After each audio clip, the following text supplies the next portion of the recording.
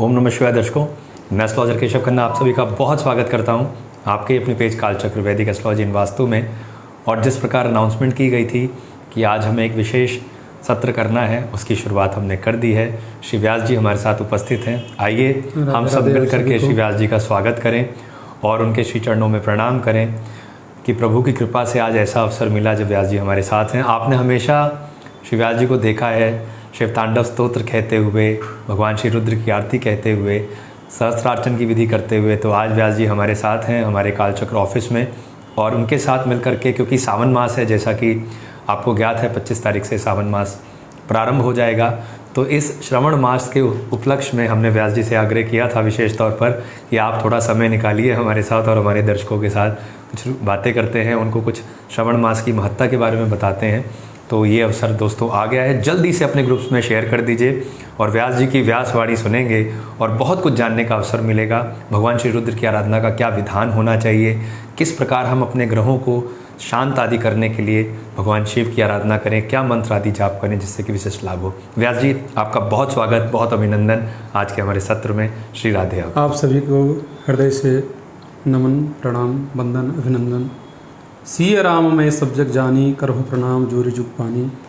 जैसा कि हमारे मित्र केशव जी ने बारंबार कहा कि श्रावण मास आने से पूर्व एक बार भगवान रुद्र का किस विधि के साथ में पूजन अर्चन वंदन किया जाए कि हमारे जो भी कालचक्र से जुड़े हुए श्रोता दर्शक मित्र बंधु हैं, हम बार बार मित्र कह के सबको संबोधित करते हैं, क्योंकि फेसबुक एक ऐसा प्लेटफार्म है कि अगर शत्रु भी हमारी सूची में जुड़ा हुआ है तो उसको भी मित्र का ही नाम दिया जाता है। वो हमारे फ्रेंड लिस्ट में है, वो हमारा मित्र है।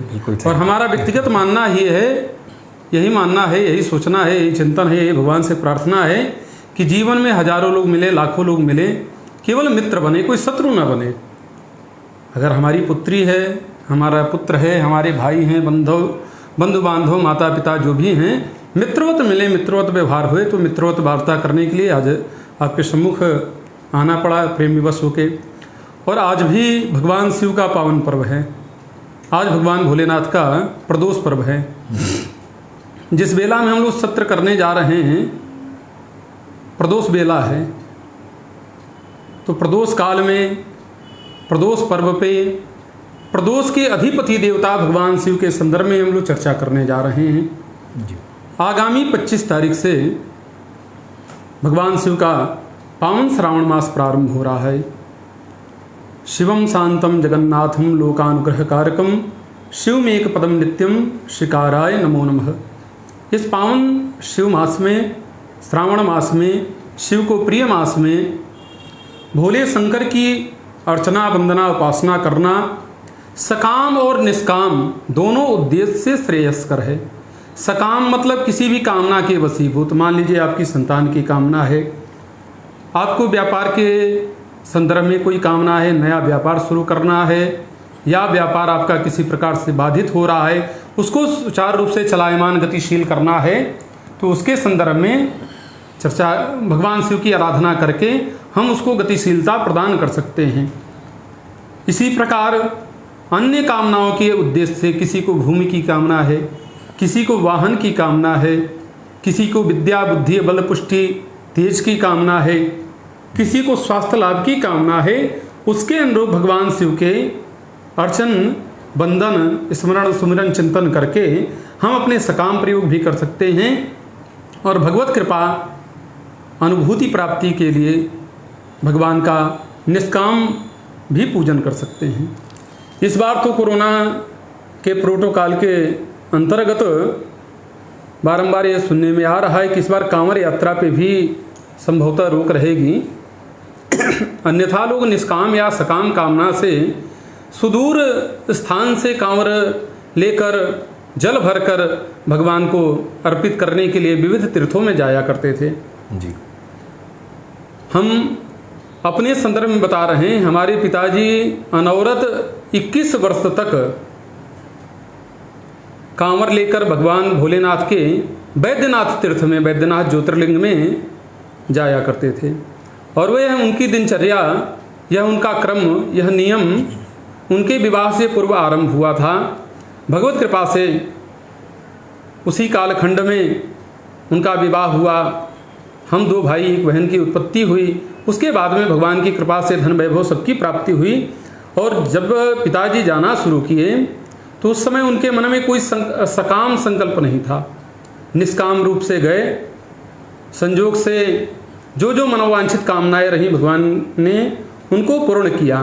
तो अगर भगवान भोलेनाथ की अब निष्काम उपासना भी करते हैं तो भी आपके मनोरथ को बाबा जानते हैं, और सकाम उपासना करते हैं तो भी आपके मनोरथ को भगवान जानते हैं और उसको अवश्य पूर्ण करेंगे। यह तो प्रत्यक्ष अनुभव से हमें प्राप्त हुआ है। बहुत सुंदर बात कही व्यास जी आपने। दर्शकों, अभी व्यास जी ने जो बात बताई है वास्तव में ये बड़ी ही रियलिटी है।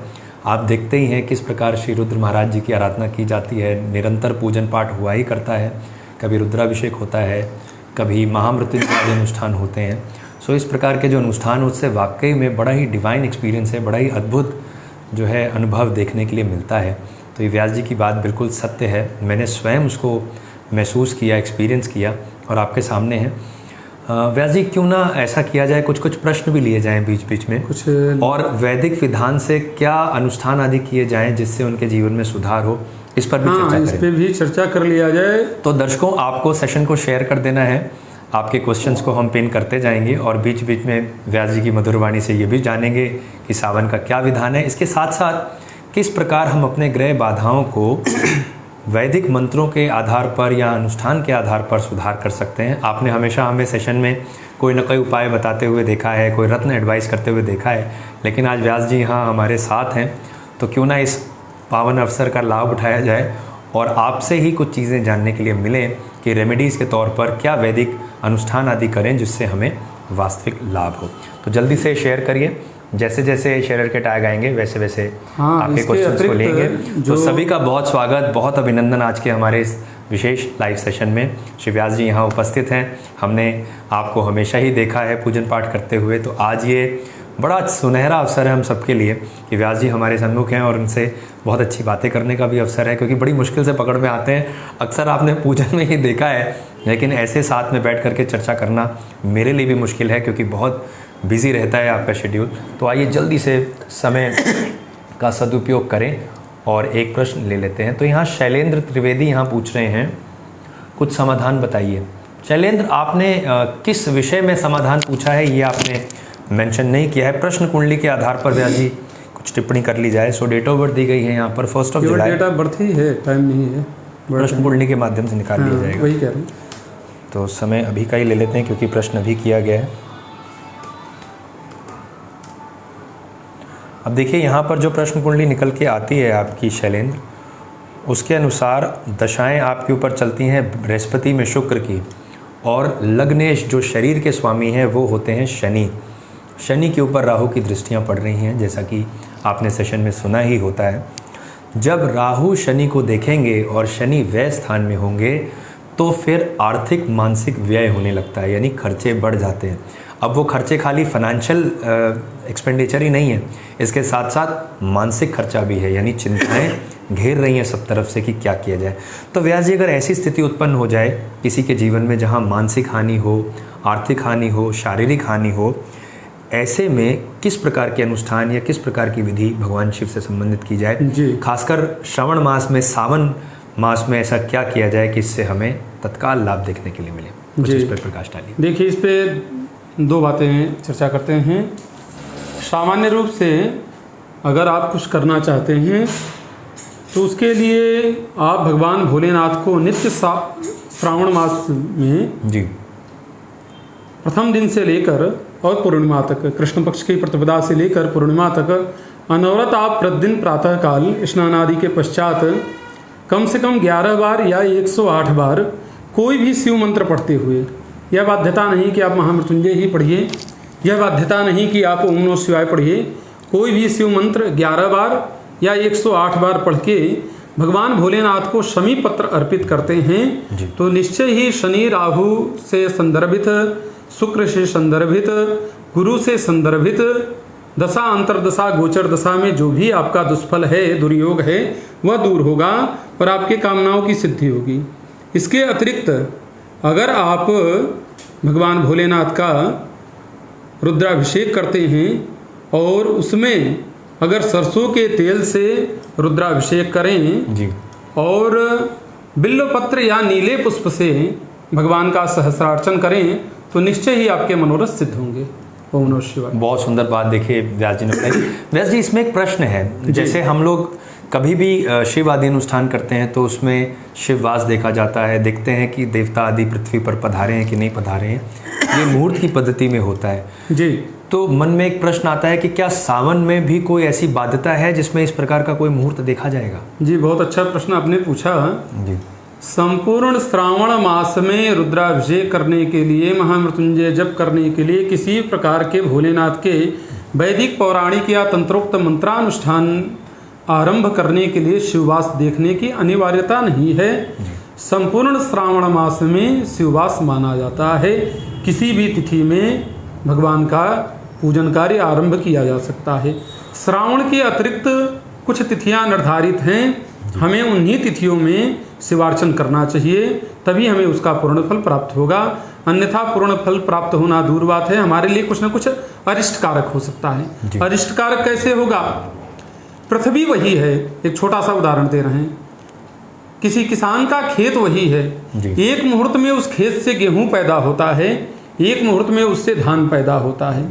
अगर गेहूं के मुहूर्त में, गेहूं के सीजन में अगर धान का रोपण कर दें और धान के सीजन में गेहूं के बीज डाल दें तो हमारा बीज भी नष्ट हो जाएगा।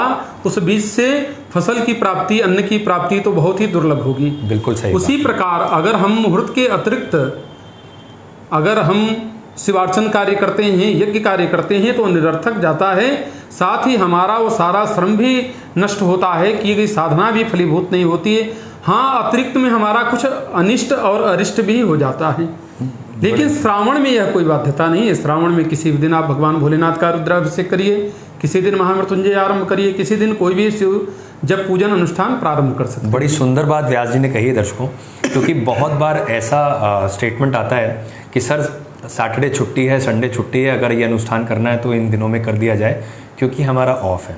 ये ठीक बात है कि आपकी छुट्टी है, उस दिन आप कन्वीनियंट हैं, लेकिन उसके साथ साथ ये चीज़ भी बड़ी अनिवार्य है कि क्या उस दिन वास्तविक मुहूर्त है, क्या शिव आदि देवता पृथ्वी पर वास कर रहे हैं, जिसे शिववास कहा जाता है। सो ये बड़ी अच्छी बात श्री व्यास जी ने बताया है और ये भी बिल्कुल सही है कि सावन भर में कोई भी मुहूर्त विचार नहीं है किसी भी शिव आदि अनुष्ठान करने का। इसके बाद हमें मुहूर्त का विचार करके ही आगे बढ़ना। आइए एक प्रश्न लेते हैं जल्दी से। किरण कुमार बोया जी का प्रश्न है, आंध्र प्रदेश से आपका बर्थ प्लेस है। लिखते हैं, can I get government if get which field like bank और एसएससी और रेलवेज। सो बड़ा अच्छा क्वेश्चन आपने पूछा है।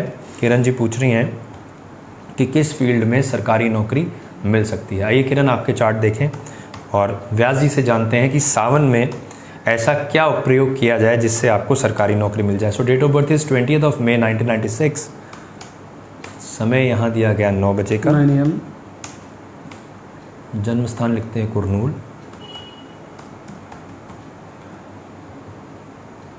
तो किरण, आपके चार्ट में शरीर भाव के स्वामी होते हैं बुध, और बुध और मंगल का योग है। तो मंगल ऊर्जा के प्रतीक हैं, जैसे मैंने कई बार बताया है, मंगल एक्सेलरेटर हैं और मंगल के साथ लग्नेश का बैठना इस बात का सूचक है कि आपके अंदर बहुत सामर्थ्य है, बहुत पोटेंशियल है और बड़े डेडिकेशन के साथ अपने कार्य को करने में आप सक्षम हैं। अब यहाँ पर एक चीज़ विचार करने वाली है कि 10वां घर, जिसे 10th हाउस कर्म स्थान कहा जाता है, जहाँ से नौकरी होनी है, कर्म का भाव है, वहाँ शनि है तो नौकरी देंगे। लेकिन प्रॉब्लम ये है कि शत्रु के घर में शनि है, बृहस्पति का घर है, शनि वहाँ बैठे हुए हैं, लेकिन शनि बृहस्पति के साथ शत्रुता नहीं करते क्योंकि शनि देव है और बृहस्पति देव आचार्य है। पर गड़बड़ी क्यों है?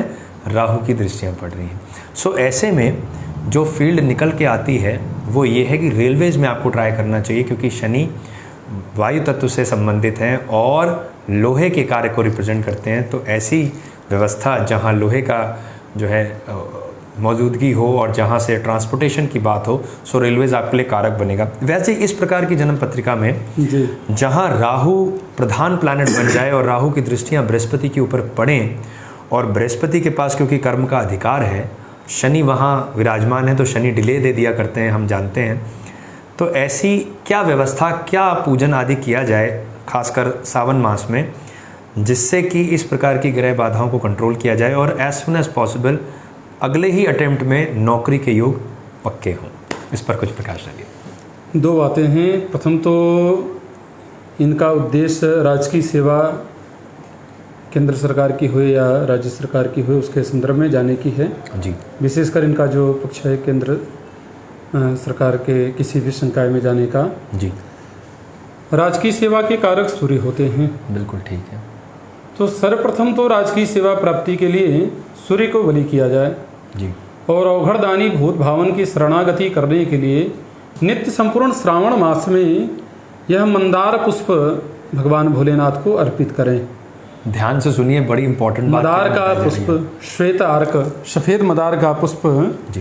प्रतिदिन 108 पुष्प ओम नमः शिवाय पढ़ते हुए या कोई भी शिव मंत्र पढ़ते हुए, जी। यहाँ पर अभी मंत्र की बाध्यता नहीं है, भोलेनाथ पे अर्पित करना है। आपको अपना उद्देश्य संपूर्ण श्रावण पर्यंत भोलेनाथ के चरणों में रखना है और 108 मंदार पुष्प भोलेनाथ को एक एक करके ओम नमः शिवाय पढ़ा, एक पुष्प लिया और भगवान को अर्पित किया।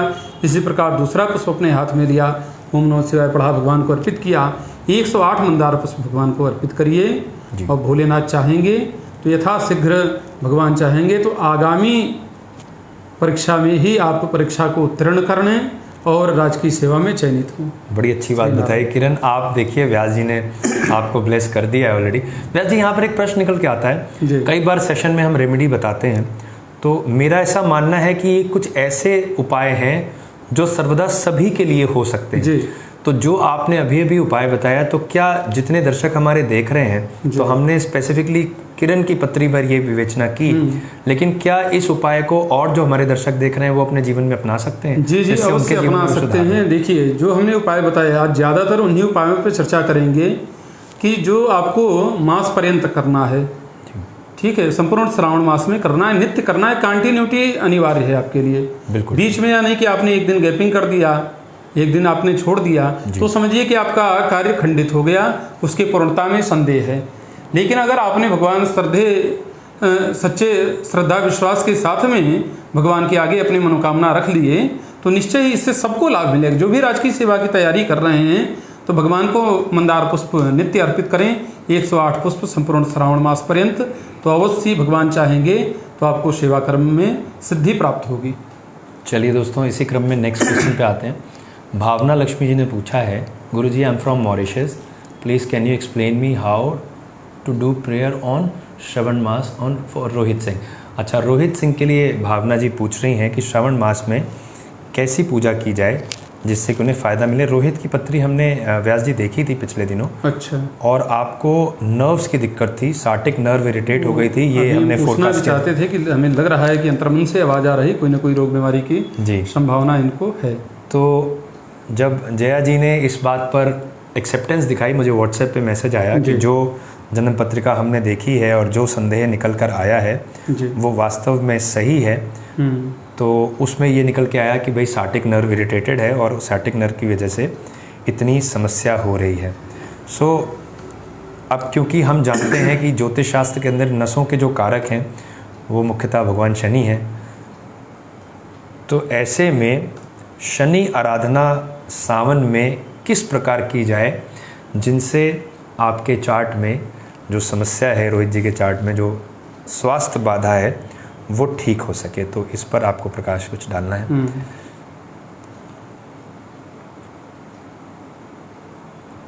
तो यहाँ पर भावना लक्ष्मी पूछती हैं, श्रावण मास में रोहित सिंह के चार्ट पर, रोहित सिंह जी की डेट ऑफ बर्थ हमने यहाँ ले ली है 1962।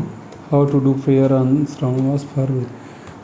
तो अब यहाँ देखिए, इनके चार्ट के अंदर मकर लग्न की कुंडली बनती है व्यास जी। लग्न में शनि है, नीचे राहु चंद्रमा के घर में बैठे हुए हैं और राहु का प्रभाव चंद्रमा के ऊपर और शनि के ऊपर दृष्टियाँ और गोचर में ये जो स्थिति बनती है ये काफ़ी कष्टकारी हो रही है। स्वास्थ्य के दृष्टिकोण से दशाएं चलती हैं केतु में शनि की। तो मान लीजिए यहाँ शनि अगर रोग कारक बन के आ रहे हैं राहु के साथ, तो श्रावण मास में रोहित जी को क्या ऐसा पूजन अर्चन करना चाहिए जिससे इनके स्वास्थ्य हानि, जो इन्हें नर्व्स की दिक्कत है या इनके जीवन में जो भी स्वास्थ्य हानि है उसमें सुधार हो सके। इस पर कुछ प्रकाश डालिए। जी, इनके लिए सर्वोत्तम यह रहेगा, संपूर्ण श्रावण मास अगर मॉरिशस में वहाँ पे उपलब्ध हो सके तो नित्य शमी पत्र भगवान को अर्पित करें या बिल्व पत्र भगवान को अर्पित करें। 108 की संख्या में अर्पित करना है और महामृत्युंजय मंत्र पढ़ते हुए भोलेनाथ को अर्पित करना है। साथ ही एक रुद्राक्ष की माला, संपूर्ण माला पंचमुखी दाने की रहे, उसमें एक मुखी दाना सुबिरनी के रूप में, जैसे हमने ये माला पहना हुआ है, ये हमारा स्फटिक का माला है। इसके बाद में हमने एक मुखी, 3 मुखी, 4 मुखी, 5 मुखी का एक लॉकेट, एक कवच बना के हमने धारण किया अपने कुछ विशेष कामनाओं के निमित्त। तो आपको करना यह है कि यह जो 108 दाने हैं, यह दाने आपके पंचमुखी के रहें जैसा कि सामान्य रुद्राक्ष माला में आता है, और एक दाना जो सुमिरनी रहे वह एक मुखी दाने का रहे।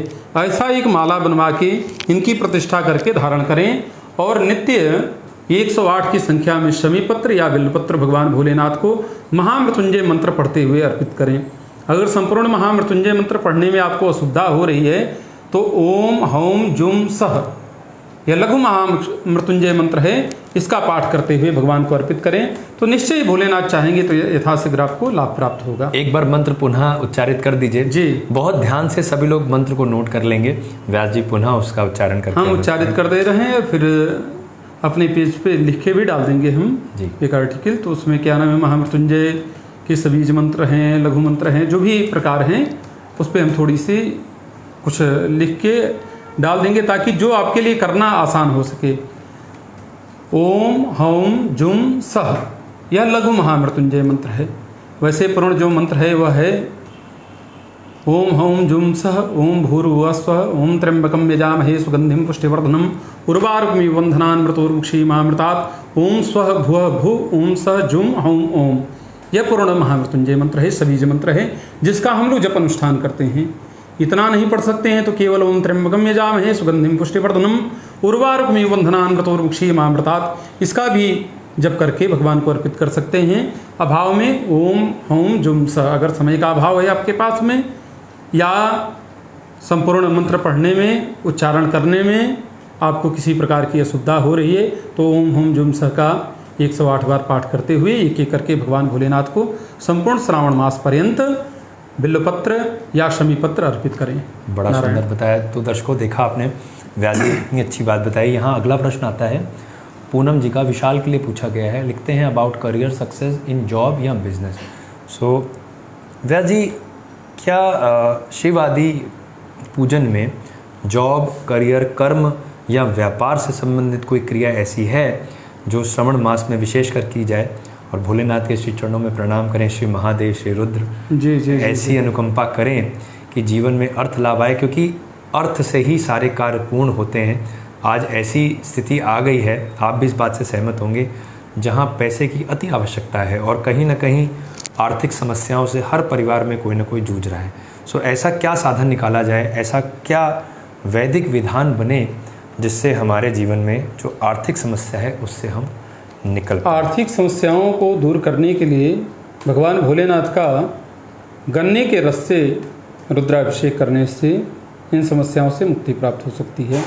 अगर आपका धनागम कहीं से बाधित हो रहा है या आजीविका कहीं से आपकी बाधित हो रही है, व्यापार रोजगार कहीं ना कहीं आपका नीचे जा रहा है, बैकफुट पे जा रहा है, तो वहाँ पे गन्ने के रस से भगवान भोलेनाथ का अभिषेक कराइए, निश्चय ही आपका कल्याण होगा। उसको बहुत ध्यान से सुनने वाली बात है जो व्यास जी ने बताई है। आम जिंदगी में रुद्राभिषेक सभी कराते हैं, आपने भी अपने घरों में कराया है या आप कराएंगे। इसमें हमारा उद्देश्य क्या है, हम किस कार्य के निमित्त करा रहे हैं, तो हमारा मोटिव क्या है, हमारा क्या गोल है। तो जैसे श्री व्यास जी ने बताया कि अगर हमें व्यापार कर्म को बढ़ाने के उद्देश्य से भगवान का रुद्राभिषेक करना है तो उसमें गन्ने के रस से यदि किया जाए तो उसका बड़ा ही विशेष लाभ है। व्यास जी, बड़ी सुंदर बात आपने बताई। अभिषेक के लिए अनेक वस्तुएं हैं और अनेक कामनाओं के निमित्त, किसी कार्य के निमित्त सरसों के तेल से किया जाए। जैसे व्यक्ति के जीवन में शत्रु बाधा बहुत ज़्यादा हो गई हो, मुकदमेबाजी हो गई हो, शत्रु बाधा है, ज्ञात अज्ञात हमारे अंतःकरण में भय व्याप्त है जी, तो इस स्थिति में अघोर शिव की सरसों के तेल से अभिषेक करने से इन बाधाओं को समाप्त किया जा सकता है। भगवान शिव के अनेक रूप हैं, सत रज तम, सात्विक स्वरूप है, राजस स्वरूप है और तामसिक स्वरूप भी है। जी। तीनों की हम आराधना करते हैं। भगवान का एक अघोरी स्वरूप भी है। तो अघोर शिव का ध्यान करते हुए और भगवान भोलेनाथ का सरसों के तेल से अभिषेक किया जाए तो जीवन में अगर मुकदमेबाजी है, शत्रु बाधा है, ज्ञात अज्ञात किसी प्रकार का भय अंतःकरण में व्याप्त हो गया है तो निश्चय ही इससे आपको मुक्ति प्राप्त होगी। बड़ी आगे सुंदर कुछ बात लिया जाए। बताई। तो यहाँ विशाल जी की हम लोग दोनों विषय पे चर्चा करते चला करेंगे। बीच में क्या नाम है, कामना पूर्वक भगवान शिवार्चन करने का और कुंडली से संदर्भित भी जो भगवान भोलेनाथ के उपाय होंगे उस पर भी हम लोग चर्चा करते रहेंगे। सो यहाँ पर विशाल जी की जन्म पत्रिका आई है, पूनम जी ने बताया है। पूछते हैं कि इनको करियर में सक्सेस मिलेगी जॉब में या कि व्यापार में। तो पूनम, हमें याद है कि पिछले सेशन में इस पर चर्चा हुई है। तो यहाँ पर देखिए, कर्म स्थान के स्वामी बनते हैं शनि, और शनि सूर्य के तो साथ हैं लेकिन उसके साथ साथ लाभ स्थान के भी स्वामी बन गए हैं और सूर्य के नज़दीक आकर के अस्त हो गए हैं। तो एक ग्रह जिनके पास कर्म क्षेत्र का अधिकार है, स्पेशली नौकरी का अधिकार है, यदि वो अस्त अवस्था में है बहुत नज़दीक आकर के, तो क्योंकि नौकरी का अधिकार प्रबल है, अस्त होने के कारण नौकरी करने में यहाँ कठिनाई होती है। वहीं इसके विपरीत यदि बुध को देखा जाए तो बुध सूर्य के घर में है और सूर्य जो है वो चौथे स्थान में है। तो यहाँ बुध और सूर्य का जो कॉम्बिनेशन है वो व्यापार के दृष्टिकोण से अच्छा माना जाएगा। सो व्यास जी, यहाँ पर अगर मान लीजिए नौकरी ही करनी हो और सूर्य के साथ शनि अस्त हो गए हैं जी। तो इस केस में शनि क्योंकि अस्त हैं, कर्म और लाभ के कारक हैं, तो मान लीजिए अगर व्यापार भी किया जाएगा तो लाभ के देवता तो शनि ही बनेंगे। लाभ के देवता शनि हैं। तो ऐसी अवस्था में अगर व्यापार भी किया जाएगा तो व्यापार से लाभ का अधिकार शनि महाराज के पास है, बिल्कुल। और वो अस्त अवस्था में है लगभग पूर्ण रूप से डिग्री वाइज। तो ऐसे में क्या कोई ऐसा विधान श्रवण मास में है जिसमें हम कोई ऐसी आराधना करें जिससे शनि आदि देवता जो है अस्तगत होते हुए भी कुछ न कुछ शुभ लाभ दे? इस पर उनके लिए भी वही उपाय है। शनि के लिए वही नीला पुष्प, शमी पत्र जी या बिल्व पत्र, इन तीन वस्तुओं से नित्य 108 बार शिवार्चन करें जी। तो निश्चय ही इन 30 तिथियों में जी शनिदेव आपके अनुकूल हो जाएंगे। इतने अनुकूल हो जाएंगे कि व्यापार या आजीविका का यथाशीघ्र श्री गणेश हो जाएगा और उसमें लाभ भी मिलने लगेगा। अगर आपका चल रहा है कोई कार्य तो लाभ की कमी है तो लाभ की कमी समाप्त हो जाएगी, लाभ की प्रचुरता होने लगेगी, और अगर नहीं प्रारंभ है तो प्रारंभ हो जाएगा। दोनों में से एक कार्य होगा। शमी पत्र या नीला पुष्प या बिल्वपत्र से संपूर्ण श्रावण मास में आप भोलेनाथ को 108 बार अर्चन किया करें, शतार्चन किया करें, निश्चय लाभ मिलेगा। कई जगह पढ़ा है कि शनि महाराज शिव के प्रिय हैं, तो क्या वास्तविकता में ऐसा है? कई जगहों पर इस बात का वर्णन आता है, भोलेनाथ शिव प्रयाग कहा जाता है। भोलेनाथ के तो सभी प्रिय हैं, जितने भी ग्रह हैं भोलेनाथ के देवता भी प्रिय हैं, दानव भी प्रिय हैं, मानव भी प्रिय हैं, भूत प्रेत पिशाच सब प्रिय हैं उनको। जिसको किसी ने नहीं अपनाया तो भोलेनाथ ने उसको भी सर्वोच्च स्थान दिया।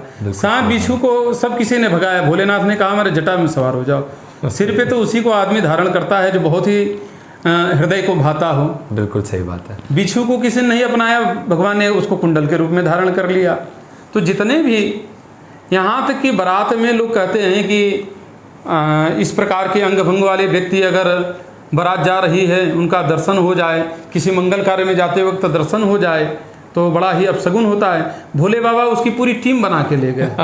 बिल्कुल सबको उनको इनवाइट पहले किया और लोगों को बाद में भोले बाबा ने बुलाया। तो भोलेनाथ के तो सभी प्रिय हैं और शनिश्चर तो मंदगति हैं। तो इस पर व्यास जी प्रसंग आता है कि जब भगवान की बारात पहुंची माता के द्वार पर तो उनकी माता जी जो है वो देख करके भयभीत हो गई, तो बेहोश हो गई थी कि इतने पीछे जो गण है वो कैसे दिखते हैं। हाँ तो इस पे तो कभी रुद्राभिषेक में शिव विवाह की चर्चा करेंगे। हाँ, शिव विवाह की चर्चा करने होगी उसमें। उसका लाइव चलाइएगा जब घर में किसी कार्यक्रम रहेगा जी, और उससे लाइव चलेगा तो उसमें शिव विवाह की चर्चा करेंगे, तो इस पे वर्णन करेंगे क्योंकि 2-4 मिनट में बताना हाँ बिल्कुल तो सही बात है, पूरा हृदयंगम नहीं हो पाएगा। आइए अगला प्रश्न लेते हैं। अभिलाष कपूर यहाँ पूछ रहे हैं, नो अबाउट अब्रॉड सेटलमेंट, विदेश जाने के बारे में विचार हो रहा है और वहाँ विदेश जाकर के सेटलमेंट हो पाएंगे कि नहीं, इस प्रकार का प्रश्न अभिलाष ने किया है। आइए देखें आपके चार्ट क्या कहते हैं और उसमें क्या भोलेनाथ रेमेडी करें इनकी अभिलाषा पूर्ण हुए। अभी ग्रह गोचर पे जरा दृष्टि गोचर कर लिया जाए। जी। और टाइम ऑफ बर्थ आपने दी है रात के 11:30। जन्म स्थान आपने लिखा है कांगड़ा, हिमाचल प्रदेश।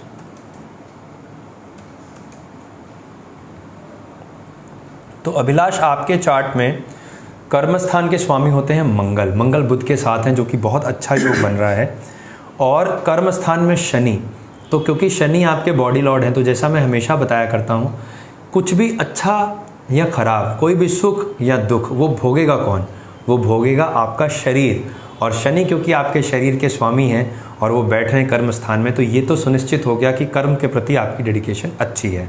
लाभ स्थान का स्वामी, अब ये चीज़ बड़ी ध्यान से देखने वाली है, लाभ स्थान का स्वामी जो कि हैं बृहस्पति, वो चले गए राहु के साथ। अब राहु विदेश और विदेशी लोगों से संपर्क की बात करते हैं, विदेश यात्राओं की बात करते हैं, क्योंकि लाभ स्थान का स्वामी राहु के साथ धन भाव में है। इसलिए आपके चार्ट में ये योग है कि आप विदेश जाकर के सेटल हो सकते हैं। सो व्यास जी, यहाँ पर मान लीजिए अगर राहु ही ऐसी व्यवस्था बना रहे हैं, तो राहु ने एक व्यवस्था बनाई कि आप विदेश चले गए। तो ऐसे बहुत सारे बहन भाई हैं, मित्र हैं, जो विदेश चले तो गए, लेकिन वहाँ जा कर के बहुत कठिनाइयों का सामना करना पड़ा। वहाँ आर्थिक स्थिति को सुधार करने के लिए बहुत एक्स्ट्रा एफर्ट डालने पड़े। और कई ऐसे लोग भी मेरे संपर्क में हैं जिन्होंने बाद में रिग्रेट किया, बाद में उन्हें पछतावा हुआ कि वो वहाँ चले ही क्यों गए, क्योंकि बहुत अच्छा पैसा लगा करके वहाँ पहुँचे। तो क्या ऐसी कोई व्यवस्था हो सकती है राहु आदि को साधने की, जिससे विदेश चले तो गए, यहाँ तक तो बात ठीक है, लेकिन अब जाने के बाद अभिलाषा ये है कि वहाँ सेटल होना है, वहाँ से जीविका उपार्जन लेना है, जीविका कैसे स्टेबल की जाए, कैसे अपने आप को स्थापित किया जाए। ऐसे बहुत सारे बहन भाई हैं जो प्रश्न करते हैं, जिन्हें विदेश जाना है, सेटल होना है, वहाँ की PR प्राप्त करनी है। तो ऐसी कोई व्यवस्था शिव आदि अनुष्ठान में है जिससे कि इस प्रकार की कामनाओं को पूर्ण किया जाए? इस पर कुछ प्रकाश डालिए। जी, इनको विदेश में जाके बसने की, वहाँ कार्य को बढ़ाने की, अपनी आजीविका को और ज़्यादा सुदृढ़ करने की अभिलाषा है। जी। सर्वप्रथम तो इन्हें भगवान भोलेनाथ की शरणागति करनी ही चाहिए। जी। लेकिन भोलेनाथ के एक स्वरूप भगवान भैरव की भी उपासना करनी चाहिए। जी। भोलेनाथ के उपासना के साथ साथ यह भैरव जी की उपासना करते हैं, अर्थात भोलेनाथ का रुद्राभिषेक करते हुए भगवान भैरव जी का पाठ कराएं तो निश्चय ही इनके मनोरथ सिद्ध हो सकते हैं। यहाँ केवल अगर शिवार्चन करते हैं तो जाने का कार्य बन सकता है, और अगर भैरवार्चन करते हैं तो जाके वहाँ पे जमाने का कार्य बन सकता है। बहुत सुंदर बात बताई। इनको दोनों कार्य करना है, उनको जाना भी है और वहाँ जाके अपना वर्चस्व जमाना भी है। बिल्कुल ठीक बात। तो दोनों कार्य के लिए दो देवताओं को साथ लीजिए, दोनों शिव के ही स्वरूप हैं। तो भगवान शिव के स्वरूप भगवान रुद्र मृत्युंजय का, पार्थिवेश्वर का पूजन करें, उनका अभिषेक करें, और भगवान भैरव जी का पाठ करें, तो निश्चय ही इनका कल्याण होगा। यहाँ मेरे मन में एक प्रश्न आता है व्यास जी। जी। आम जिंदगी में हम साधारणतः अगर देखें तो सभी के घरों में हम पूजन पाठ हम सब करते हैं। जी। आप मुख्य आचार्य हैं, आपको पूरी विधि आती है, आपको उसका पूरा विधान पता है। आम जिंदगी में जो दर्शक देख रहे हैं उनको उसका पूरा शास्त्रोक्त विधान नहीं आता। तो जब शास्त्रोक्त विधान नहीं आता है, ऐसे में श्रवण मास में कोई सरल क्रिया करनी है। मान लीजिए आपने भैरव अर्चन की ही बात करी, सो श्री भैरव पाठ या इस प्रकार की कोई ऐसी विधि है कि अगर हमें कोई शास्त्रोक्त ज्ञान नहीं भी है, किसी प्रकार का शास्त्रोक्त ज्ञान नहीं है, हमें कोई क्रिया आदि नहीं आती है, परंतु हमारे मन में भाव है कि हमें भगवान पर अपने श्रद्धा सुमन प्रस्तुत करने हैं, अपना भाव प्रस्तुत करना है, तो क्या दैनिक जीवन में साधारणतया कोई ऐसा विधान बनता है जिससे हम भगवान की भक्ति करें तो हमें उतना ही प्रसाद मिले जितना वास्तविक तौर पे मिलना चाहिए? जी, बहुत अच्छा प्रश्न किया और इसका समाधान भी बहुत अच्छा है। भोलेनाथ को अभिषेक प्रिय है। अभिषेक मतलब होता है स्नान कराना। हम लोग रुद्राष्टाध्यायी का पाठ करते हुए समंत्रक स्नान कराते हैं। आप कोई भी शिव मंत्र पढ़ते हुए भगवान के ऊपर जल चढ़ा रहे हैं तो उनका अभिषेक हो रहा है, दूध चढ़ा रहे हैं तो अभिषेक हो रहा है, दही, घी, शहद, शक्कर, गन्ने का रस, सरसों का तेल, इत्यादि विविध वस्तुएं आप अर्पित कर रहे हैं तो उनका अभिषेक हो रहा है। जी। कोई भी शिव मंत्र पढ़ते हुए भगवान को आप नित्य जल अर्पित कर सकते हैं, पत्र पुष्प अर्पित कर सकते हैं। और सबसे आसान विधा यह है, जैसे भैरव जी के संदर्भ में हमने चर्चा की, भैरव अष्टक का पाठ नहीं कर सकते, भैरव स्तोत्र का पाठ नहीं कर सकते, भैरव कवच का पाठ नहीं कर सकते, उन मंत्रों का जप नहीं कर सकते क्योंकि उनके संदर्भ में कुछ अन्य बातें, उनके ध्यान हैं, न्यास हैं और पूर्ण विधि है, उसको नहीं पालन कर सकते हैं, तो उस देवता की चालीसा आपको प्राप्त हो जाएगी। जी।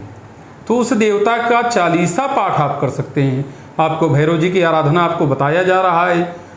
मान लीजिए किसी आचार्य के माध्यम से कराते हैं तो जाहिर सी बात है आचार्य को उसकी सम्यक दक्षिणा देनी पड़ेगी। बिल्कुल ठीक बात है। हो सकता है परिस्थितियां आपके अनुकूल न हों कि उस समय उतनी दक्षिणा आप खर्च कर पाएं, दे सकें, और कार्य करने के निमित्त आपके मन में श्रद्धा है लेकिन अर्थाभाव है, धन का अभाव है, तो वहाँ पे भगवान के चालीसा का पाठ करें, निश्चय ही आपका कल्याण होगा। बहुत सुंदर बात व्यास जी आपने कही। दर्शकों, ये ऐसा प्रश्न है जो सभी के मन में है, मेरे भी मन में आता है कि कुछ जगहों पर अगर मुझे भी उतना ज्ञान नहीं है तो क्या हम भगवान के प्रति अपनी आस्था नहीं प्रस्तुत करेंगे, क्या अपना भाव नहीं रख पाएंगे, और क्या अगर हमें वो विधि और विधान नहीं आता तो क्या भगवान हमारी प्रार्थना को स्वीकार नहीं करेंगे। इस पर व्यास जी मुझे याद आता है, एक बड़ी सुंदर स्टोरी है कि एक कोई व्यक्ति थे जो डाकू होते थे और वो बेल के पेड़ पर अकारण ही चले गए और वहाँ से वो पत्ते तोड़कर गिराने लगे और नीचे भगवान का शिवलिंग था और बाबा प्रकट हो गए क्योंकि बेलपत्र उन पे चढ़ते थे। इस तरीके की स्टोरी हमने देखी है और सुनी है। हाँ। तो कहने का मतलब ये है कि भगवान श्री रुद्र बड़े ही भोले हैं। यदि आपका भाव स्पष्ट है, आप बड़े मन से, बड़े विश्वास से, निश्चल कामना के साथ बड़े मन से अपनी पुष्पांजलि करेंगे तो वास्तविक सुधार देखने के लिए मिलता है। व्यास जी, मेरा कहना ठीक है? नहीं, कहना आपका बहुत ही उचित है। खेत पढ़ो तो जामी हो, उल्टो सीधो बीज। खेत के अंदर अगर कोई बीज है, उल्टा सीधा कैसे ही पड़ गया तो उसको अंकुरित होना है। उसी प्रकार अनजाने में भी आपके माध्यम से भगवान को पत्र पुष्प अर्पित हो गया, या आपने कुछ भी नहीं अर्पित किया, मानस पुष्पांजलि भगवान के चरणों में अर्पित की, तो भी आपकी पूजा को भगवान स्वीकार करेंगे और आपके मनोरथों को सिद्ध करेंगे। तो जिस प्रकार आप कहा करते हैं कि भगवान श्री रुद्र इतने भोले हैं कि उनकी उपासना जब भस्मासुर ने की तो भगवान ने उनको भी जो है वरदान दे दिया, और वो भगवान के ही पीछे पड़ गए हो कि चलो आप ही से टेस्ट करते हैं कि क्या ये वरदान सहायक है कि नहीं। अब यह कहीं नहीं करना है, वहीं पे विध्वंस होता है। जी। प्रेम वहीं तक सार्थक सिद्ध है जब वहाँ पे कहीं किसी की हानि की कामना न की जाए। भगवान से हमने प्रेम किया अगर अपने कार्य की सिद्धि के लिए, तो भगवान कहेंगे अवघड़दानी जाओ कर लो, बिल्कुल जो भी करना है, तुम चाह रहे 2 मंजिला मकान बन जाए, 3 मंजिला हो जाए, लेकिन आपने यह कामना कर लिया भगवान हमारा 2 मंजिला बन जाए और पड़ोसी का 1 मंजिला है वो भी बिक जाए, तब तो भगवान कहीं ना कहीं आपके इस प्रेम को नहीं स्वीकार्य करेंगे। तो जैसे भस्मासुर ने, भोलेनाथ ने वरदान दे दिया कि जिसके सिर पे हाथ रखो भस्म हो जाए, और वो प्रैक्टिकल करने के लिए भोले बाबा को दौड़ाने लगा। उसने सोचा कि मैं प्रयोग कहाँ करूं, मैं कैसे इसको परखूं, कैसे मैं जांचूं कि इन्होंने जो वरदान हमें दिया है वो सही है कि गलत है, सत्य है कि मिथ्या है। जी। तो कोई नहीं दिखा, तो भोलेनाथ को सोचा इन्हीं के ऊपर मैं प्रयोग कर लेता हूँ। भोलेनाथ के सिर के ऊपर हाथ रखने की कामना की तो भगवान तो अंतर्यामी किसी न किसी माध्यम से उसको भस्म करा दिया।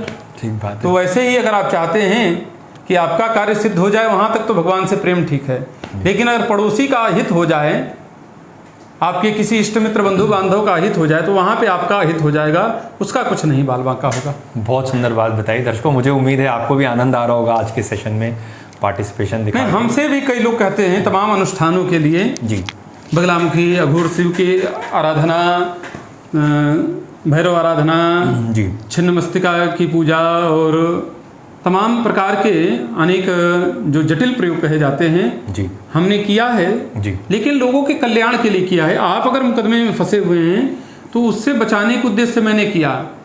आपके ऊपर शत्रु बाधा है, शत्रु से रक्षा के लिए किया, लेकिन इस उद्देश्य से कभी नहीं किया कि आपका क्या नाम है, कोई व्यक्ति है वह किसी प्रकार से परेशान हो जाए, उसका अहित हो जाए, ऐसी कामना मैंने नहीं की। आपका हित हो जाए वह ठीक है, तभी हमारा भी हित है, तभी आपका भी हित है। दूसरे की अहित की कामना से अगर कोई यज्ञ अनुष्ठान कर रहे हैं तो वह निष्फल होगा, और कहीं अगर आपको आज सफल दिख रहा है तो कल असफल होगा और आपके लिए हानिकारक होगा। कहने का तात्पर्य ये है, जो विद्या है उसका सदुपयोग किया जाए, जन कल्याण के लिए किया जाए, और सही नियत रख के सही मंशा के साथ अगर करेंगे तो वो फलेगी फूलेगी और आप अपने जीवन में तरक्की को प्राप्त करेंगे। आइए नेक्स्ट क्वेश्चन पे चलें। नेहा यहाँ पूछ रही हैं, अनमैरिड हैं, जॉबलेस हैं, श्रावण मास में क्या करूं जिससे ज़िंदगी की मुश्किलें थोड़ी कम हो सकें, और शिवलिंग पर चढ़ाने के लिए बेलपत्र पर किस चंदन, लाल चंदन, अष्टगंध चंदन से हाँ, नमः शिवाय लिखें। तो ये बड़ा अच्छा प्रश्न है दर्शकों, बहुत अच्छा प्रश्न नेहा आपने पूछा है। आपके माध्यम हमें लग रहा है सबसे बेहतर प्रश्न आपके माध्यम से हमारे जितने भी दर्शक इस समय लाइव हैं, जो भी व्यूअर हमें देख रहे हैं या बाद में देखेंगे, नेहा आपके इस प्रश्न से ना उन्हें भी बहुत अच्छा मैसेज जाएगा और सुधार देखने मिलेगा। तो पहले तो आपकी जन्म पत्रिका देख ली जाए कि परेशानी है क्यों। तो अगर आप अपना चार्ट कभी देखें तो आपका जो लग्न है, जो आपका शरीर है, वो रिप्रेजेंट होते हैं बृहस्पति से। बृहस्पति आपके लग्नेश यानी आपके शरीर के देवता, और लग्न में राहु महाराज हैं। अब यहाँ गुरु चंडाल योग कहता है क्योंकि जब बृहस्पति के साथ या बृहस्पति की राशि में या बृहस्पति के साथ राहु का कोई कॉम्बिनेशन बन जाए, उसे हम गुरु चंडाल योग से संबोधित करते हैं। तो ये ऐसा योग है कि क्योंकि बृहस्पति और राहु में बिल्कुल भी मित्रता नहीं है, और राहु जब हैं तो फिर राहु तो राहु ही हैं, तो उनका जो प्रभाव है वो लग्न में है। अब लग्न को ही सभी प्रकार के सुखों को प्राप्त करना है। तो मान लीजिए शादी होनी है तो उसका सुख मिलेगा किसको? हमारे शरीर को, हमारी प्रेजेंस को। हम किसी व्यक्तित्व के साथ जुड़ेंगे। हमें जॉब करनी है तो जॉब करने जाएगा कौन? हम ही तो जाएंगे ना। तो उसका भी एडवांटेज और डिसएडवांटेज हमें ही भोगना है।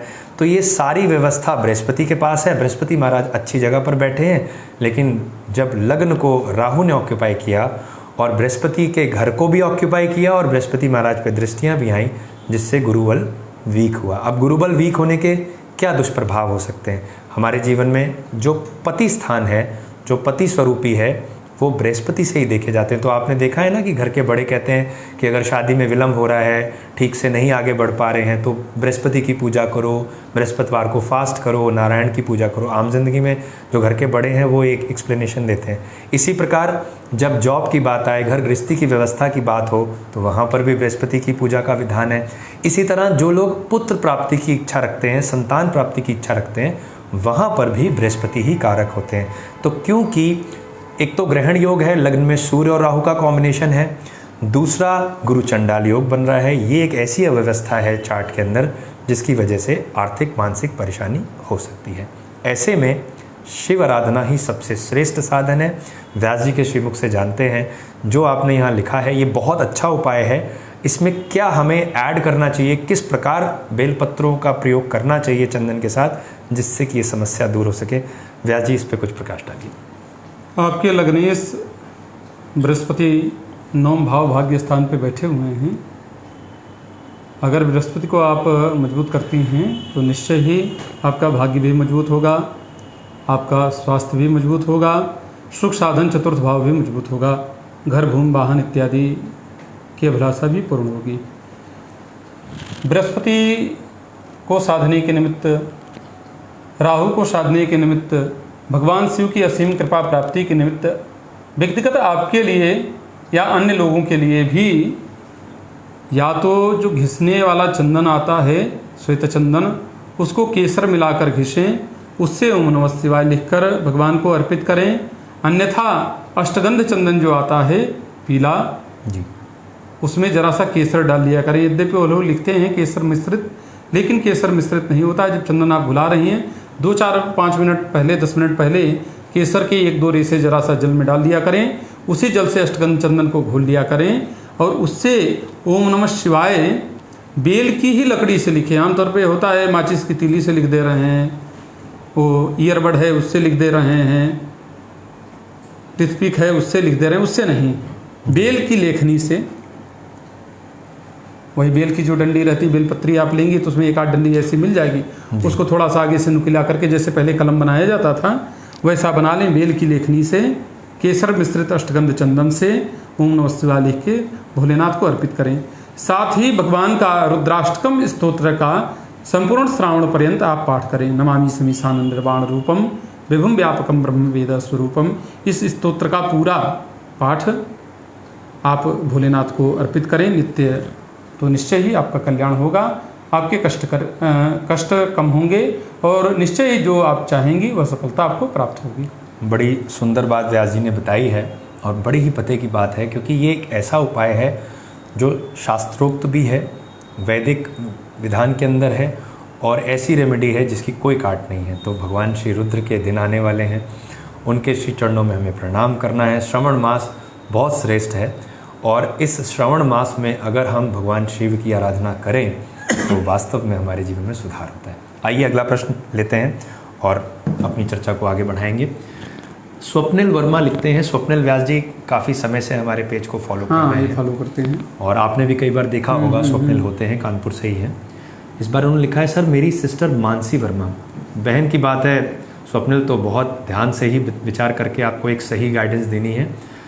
तो लिखते हैं, सर सिस्टर की मैरिज हो गई है, फ्यूचर कैसा रहेगा? तो स्वप्निल पहले तो डिटेल डाल के देखें, फिर व्यास जी से चर्चा करके आपको एक सही ऑथेंटिक रेमेडी बताते हैं जिसको फॉलो करके आपके भी जीवन में सुधार होगा एज वेल एज आपकी सिस्टर की भी लाइफ में स्मूथनेस बनी रहेगी। So let's see your charts. So date of birth is 24 August 1997 और समय दिया गया है यहाँ 12 बजे का। Place of birth is Kanpur.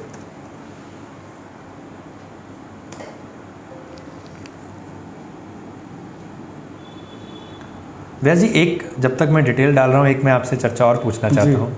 श्रवण मास की बात है तो श्रवण मतलब सुनना, तो क्या श्रवण मास में कुछ ऐसे भी हमारे मित्रगण हैं जी जो इतनी व्यस्तता में है कि पूजन पाठ नहीं कर पाते, समय नहीं मिल पाता, या कुछ ऐसे भी मित्र हैं जो शारीरिक तौर पे इतने सक्षम नहीं हैं, स्वास्थ्य हानि है कि नहीं पढ़ पा रहे हैं, नहीं उठ पा रहे हैं, नहीं बैठ पा रहे हैं।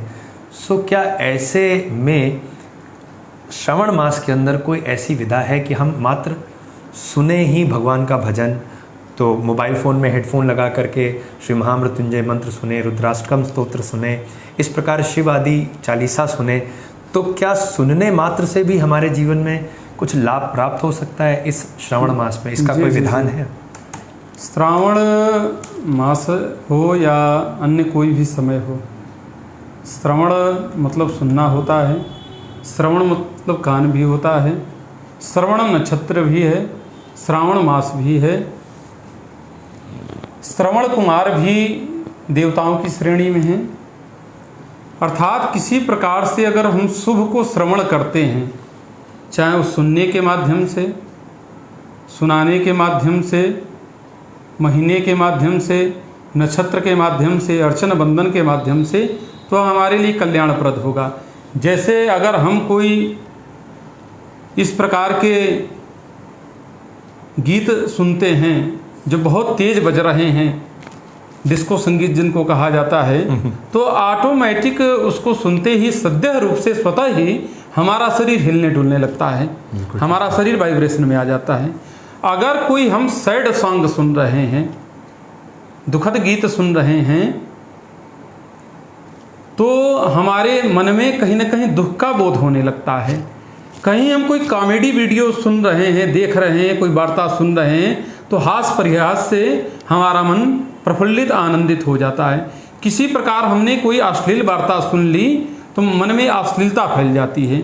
उसी प्रकार अगर भगवान का नाम जप कीर्तन इत्यादि अगर किसी माध्यम से हमने टेप रिकॉर्डर पे, मोबाइल पे ईयरफोन लगा के या किसी भी माध्यम से हम सुन रहे हैं, तो हमारे लिए कहीं ना कहीं पॉजिटिव एनर्जी, पॉजिटिव ओरा को बढ़ाने वाला होगा, जिससे हमें लाभ ही मिलेगा। बहुत सुंदर बात है। आइए स्वप्निल, तो आपने जाना कि श्रवण मास के अंदर अगर हम भगवान का श्रवण ही करें, क्योंकि बहुत बार व्यास जी ऐसी टिप्पणी आती है कि सर संस्कृत हम ठीक से पढ़ नहीं पाते, हमारे उच्चारण उतने स्पष्ट नहीं है, या हमारे पास समय नहीं है, या हम उतने सक्षम नहीं हैं कि हम बैठ करके बहुत देर पढ़ पाएँ, भगवान का भजन कीर्तन कर पाएँ। हमारे पास इतना तो है कि हम कान में लगा करके जो मंत्र आप कहेंगे, जो भी आप सुनने के लिए कहेंगे, हम सुन पाएंगे।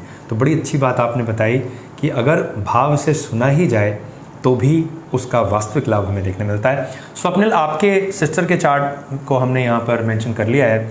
सो देखिए, बहन के चार्ट के अंदर उनके शरीर के स्वामी होते हैं शुक्र।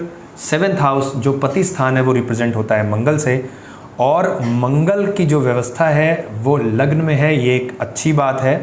अब यहाँ पर सुख की बात हो रही है कि विवाह तो हो गया, उसके बाद सुख समृद्धि बनी रहे, उसके लिए हम लाभ स्थान में जाएंगे जहाँ से हमें सब सुखों को देखना है। वहाँ पर बुध और राहु की प्रधानता है, तो जब राहु सुख भाव में यानी 11th हाउस में जाएंगे, वहाँ से मंगल के घर यानी 7th हाउस पे दृष्टियाँ होंगी। इत्तेफाक से राहु में राहु की अंतर्दशा चल रही है। एक बात है जो बहुत ध्यान देने योग्य है, अभी राहु वृषभ राशि में है। 28 मार्च 2022 को राहु का गोचर होगा मेष राशि में।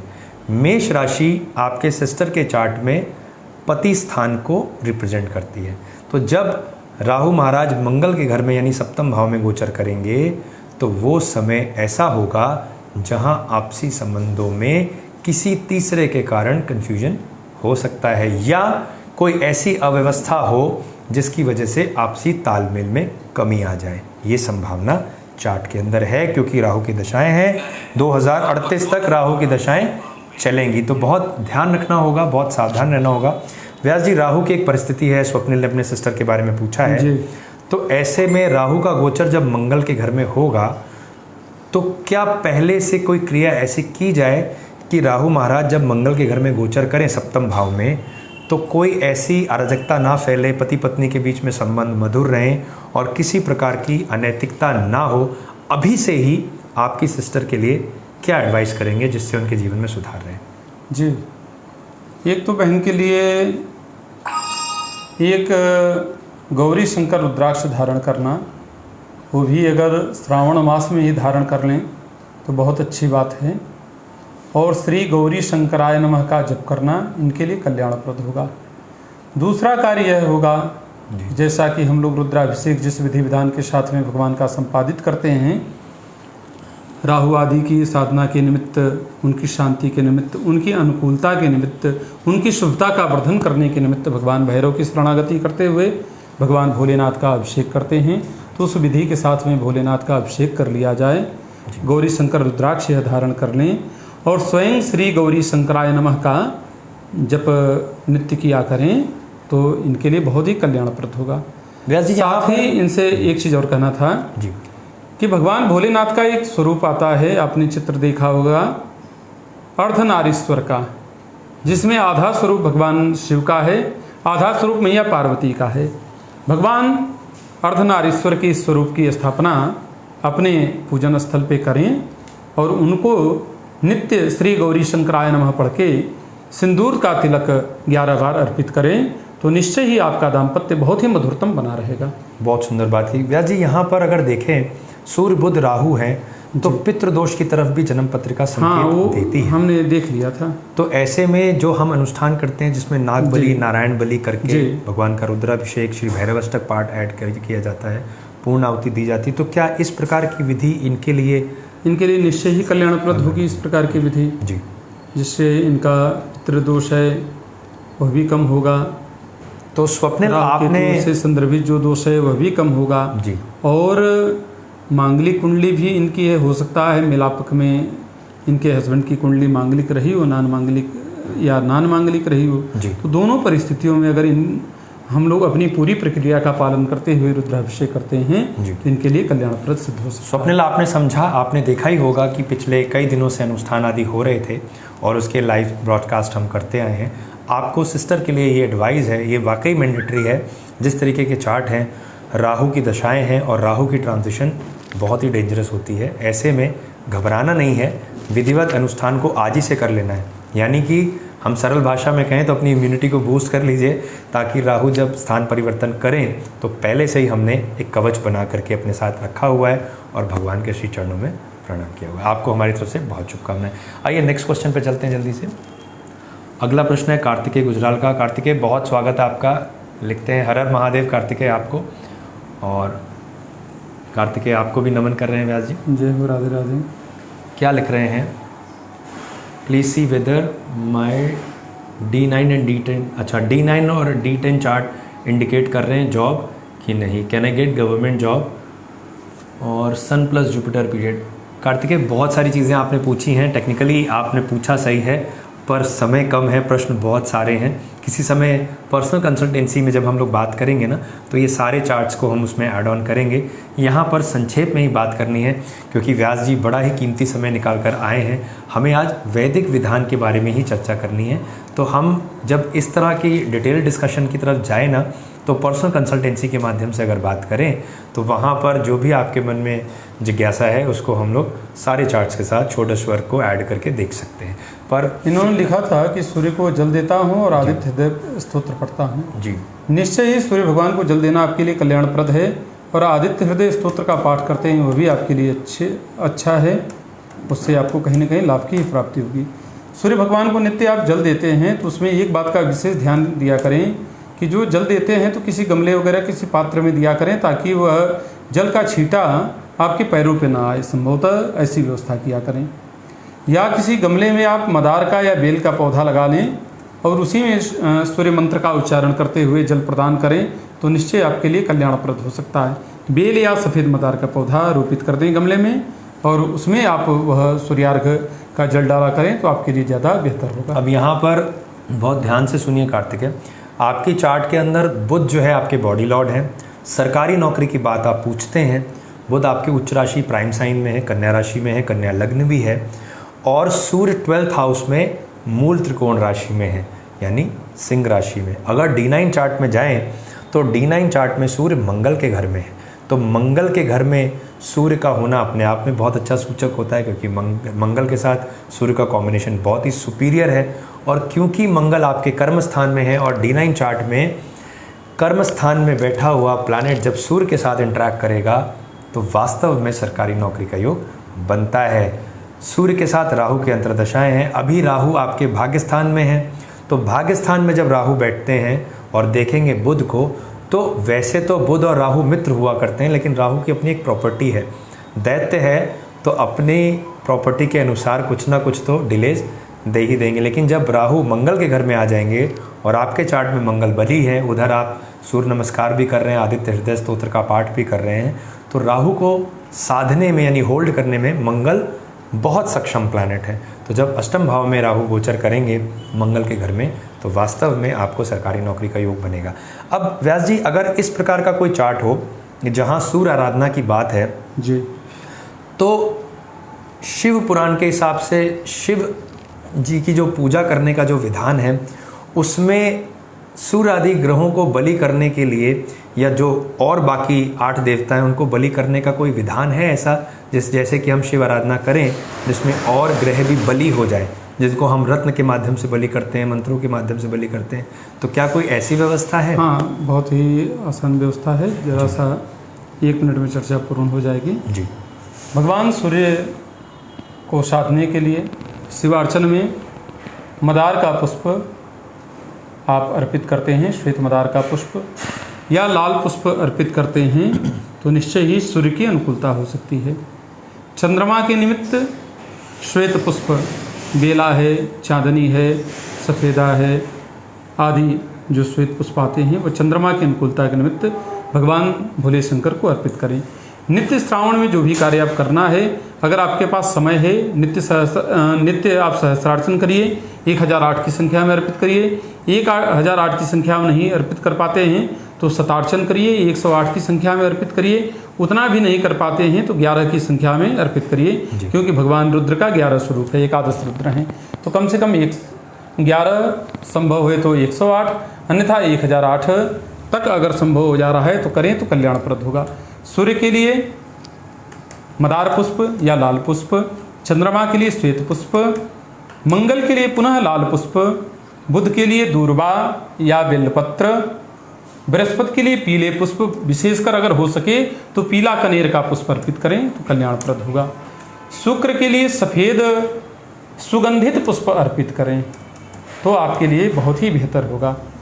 शनि के लिए समीपत्र भगवान शिव को अर्पित करना कल्याणप्रद होगा। राहु के निमित्त दूर्वा अर्पित करना कल्याणप्रद होगा, और केतु के निमित्त कुशोदक अर्थात आपने कुशा जल में डाल दिया है एक रात्रि पूर्व, और उस जल से भगवान शिव का 108 नाम, 11 नाम या 1008 नाम लेते हुए या शिव स्तोत्र या रुद्री आदि का पाठ करते हुए अभिषेक करते हैं तो वह कल्याणप्रद होगा। अन्यथा आप अपने सभी ग्रहों की शांति के लिए, मनोरथों की सिद्धि के लिए भगवान भोलेनाथ को बिल्वपत्र नित्य अर्पित करें एक निर्धारित संख्या में, तो आपका कल्याण होगा और कुछ समय के लिए आपके ग्रहों की अनुकूलता विद्यमान हो जाएगी। बहुत सुंदर बात व्यास जी आपने बताई है। दर्शकों, ये वास्तव में बड़ी रहस्यपूर्ण बात है। शिव आराधना के अंदर पुष्पों के प्रयोग से किस प्रकार हम अपने ग्रहों को साध सकते हैं, ये वास्तव में जानने योग्य बात है। शिव व्यास जी ने बड़े ही सरल शब्दों में हमें ये समझाने का प्रयास किया। मुझे उम्मीद है आप सबको वाकई अच्छा लग रहा होगा। यदि आप सबको अच्छा लग रहा है, आपको मन में प्रसन्नता हो रही है, सेशन आपको ऐसा लगता है कि इन्फॉर्मेशनल है, तो प्लीज़ अपने फीडबैक के तौर पे यस लिख दीजिए, जिससे हमारे भी मन में प्रसन्नता हो कि जो हमारे दर्शक हैं उन्हें आनंद भी आ रहा है, एक बहुत अच्छा एक्सपीरियंस भी हो रहा है। तो आध्यात्मिकता की भी बात हो रही है, स्पिरिचुअलिटी की भी बात हो रही है और यहाँ पर एस्ट्रो रीडिंग्स की भी बात हो रही है। तो सोचिए कितना कंप्लीट पैकेज है। हम निरंतर प्रयास करते हैं कि बेस्ट ऑफ द बेस्ट दें, उसी बात का ध्यान रखते हुए हम प्रयास कर रहे हैं। सो इस प्रयास में 4 चांद लग जाएंगे। जब आपकी तरफ से हमें फीडबैक आएगा यस में, तो वास्तव में मज़ा आ जाएगा। चलिए अब अपने सत्र के अंतिम पड़ाव की ओर हम बढ़ रहे हैं और अंतिम 2-3 प्रश्न हमें लेने हैं। उसी कड़ी में आनंद मिश्रा जी का प्रश्न है। आनंद लिखते हैं, when good time start. Anand ji, आपने अपनी डेट ऑफ बर्थ लिखी 9 अक्टूबर 1987, समय दिया गया शाम को 6:45 का, चंडीगढ़ आप लिखते हैं। आनंद, आपके चार्ट में राहु में बृहस्पति की अंतर्दशाएं हैं। राहु आपके 12th हाउस यानी व्यय स्थान में है, बृहस्पति के घर में, और बृहस्पति लग्न में बैठे हुए हैं। अब यहाँ पर एक चीज़ है जो बड़ी ही इंपॉर्टेंट है, जिसका आपको ध्यान रखना है, वो ये है कि रिश्तों में कमी आ रही है, रिलेशनशिप में बिगाड़ हो रहा है और अच्छा समय आता है आर्थिक उन्नति से। तो आर्थिक उन्नति यानी अर्थ की बात करें तो धन की बात है, और धन स्थान के स्वामी होते हैं शनि, और बैंक बैलेंस हाउस में राहु का गोचर है। राहु में बृहस्पति की दशाएं हैं, बृहस्पति लाभ स्थान में है। लाभ स्थान में बैठा हुआ बृहस्पति लाभ देता है, लेकिन क्योंकि गुरु चंडाल योग की स्थिति है तो आपको लाभ उतना अच्छा नहीं मिलेगा। व्यास जी, इस प्रकार की अगर पत्री हो जहां रिश्तों में हार होती हुई दिख रही है, जहां पर आर्थिक स्थिति मजबूत करना तो चाहते हैं, प्रयास भी बहुत हो रहा है, सही डायरेक्शन में काम कर रहे हैं, तो बहुत बार ऐसा आता है सर बहुत कोशिश कर रहे हैं, सही विजन है, एग्जीक्यूशन सही है, सब कुछ सही है, पर लक साथ नहीं दे रहा, जो होना चाहिए वो वास्तविकता में हो नहीं रहा। एक सरल भाषा में ऐसे स्टेटमेंट सुनने मिलते हैं। ऐसी दशाएं हो, ऐसी परिस्थिति हो, रिश्तों में हार रहे हो और धन लाभ मिल नहीं रहा, तो डिप्रेशन में चला जाता है। उससे बाहर आने के लिए क्या विधान होगा, ज़रा बताइए प्लीज। हाँ, भोलेनाथ की शरणागति करिए। एक तो एक मुखी रुद्राक्ष धारण करिए। अपने पूजन स्थल पे भगवान शिव का कोई भी विग्रह स्थापित करें जी। शिवलिंग में नर्मदेश्वर शिवलिंग अगर स्थापित करते हैं तो उनकी स्थापना करने की आवश्यकता नहीं होती। अन्यथा कोई अन्य शिव विग्रह स्थापित करते हैं तो उनकी पूजा प्रतिष्ठा करानी पड़ती है, और नर्मदेश्वर स्वयं प्रतिष्ठित माने जाते हैं। तो नर्मदेश्वर भोलेनाथ की एक स्थापना आप अपने पूजन स्थल पे करें। नित्य उनके ऊपर आपने देखा होगा जैसे मंदिरों में जलधारा लगा रहता है जी, ऊपर से या तो कड़ी में टंगा रहता है, उसमें जल भरा रहता है, बूंद बूंद करके भोलेनाथ के ऊपर गिरा करता है। या कहीं देखे होंगे एक स्टैंड रखा होता है, उसके ऊपर वह घड़ा रख दिया जाता है, उसमें जल भरा रहता है, तो वह जल से सद्य रूप से अनवरत भगवान का अभिषेक होता रहता है। वैसे ही उस नर्मदेश्वर भोलेनाथ के विग्रह के ऊपर एक तिपाई आती है छोटी सी, और एक छोटी सी लुटिया भी आती है, वह आप ले लें और अनवरत श्रावण मास पर्यंत उसमें जल पूरित कर दिया करें। जरा सा तिल जव चावल उसके अंदर डाल दिया करें, और उससे भगवान का अभिषेक जितनी देर तक जल चल रहा है होता रहेगा सद्य रूप से। आखिर में उसमें जल भर के भगवान को अर्पित कर दिया करें, तो निश्चय ही इससे आपको क्या नाम है अतिरिक्त लाभ मिलेगा। और अगर विशेष समस्याएं आपके जीवन में हैं और कुछ मंत्रों का अगर आप पाठ कर सकते हैं तो महामृत्युंजय मंत्र का जप करिए और शिवतांडव स्तोत्र का पाठ करें, तो जो भी आपके जीवन में आने वाला तांडव है वह दूर हो जाएगा और आप प्रसन्नतापूर्वक चकाचक बने रहेंगे। व्यास जी, इसमें एक प्रश्न है मेरा जी, ये आप सबका भी हो सकता है। हाँ। हम मंत्र पढ़ते तो हैं, हमारा भाव सही है, हाँ, हमारे मन में मंशा भी सही है, पर हमारा उच्चारण स्पष्ट नहीं है। बहुत बार ऐसा देखा गया है महामृत्युंजय पढ़ने में या गायत्री मंत्र पढ़ने में, जो भी सरल मंत्र हैं उनको पढ़ने में हमारा उच्चारण स्पष्ट नहीं है, जो शब्द वास्तव में लिखा गया है हम उसे सही उच्चारित नहीं कर पाते हैं, या उतनी ज़ुबान स्पष्ट नहीं है। सो ये गलतियां खासकर जो लोग पंजाब से, मैं पंजाब से हूँ, मैं ज़्यादा अच्छा समझ पाऊँगा। हाँ। क्योंकि वहाँ पर हिंदी के उच्चारण में थोड़ी गड़बड़ी हो ही जाती है। थोड़ी नहीं, पंजाब हरियाणा वगैरह का, हाँ, हम तो भी कई बार गए हैं, तो काफ़ी उच्चारण में स्पष्ट उच्चारण यदि नहीं हो पा रहा है, भाव हमारा सही है पर मंत्र का उच्चारण सही नहीं है, तो क्या उस प्रकार उस मंत्र को पढ़ने से, जिसमें उच्चारण सही नहीं है, तो क्या उस मंत्रों का प्रभाव उतना ही आएगा या उसमें कमी आ जाएगी? ये बड़ा इंपॉर्टेंट क्वेश्चन है, मेरे दिल में बहुत दिनों से था। बहुत अच्छी बात आपने पूछी है जी। देखिए, अगर उच्चारण हमारा अशुद्ध हो रहा है, अशुद्धता दो प्रकार की है। एक तो स्थान भेद के अनुसार है। अगर हम जिस मंत्र को पढ़ते हैं उसी मंत्र को अगर दक्षिण भारतीय पढ़ते हैं जी, तो उनके उच्चारण की विधा अलग हो जाती है।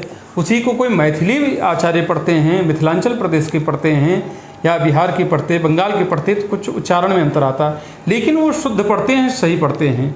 और एक यह होता है कि जैसे पंजाब वाले हैं तो श्री को सिरी बोलते हैं जी, लेकिन वह उनके स्थानीय भाषा में है तो वहाँ तो दोषपूर्ण नहीं होगा।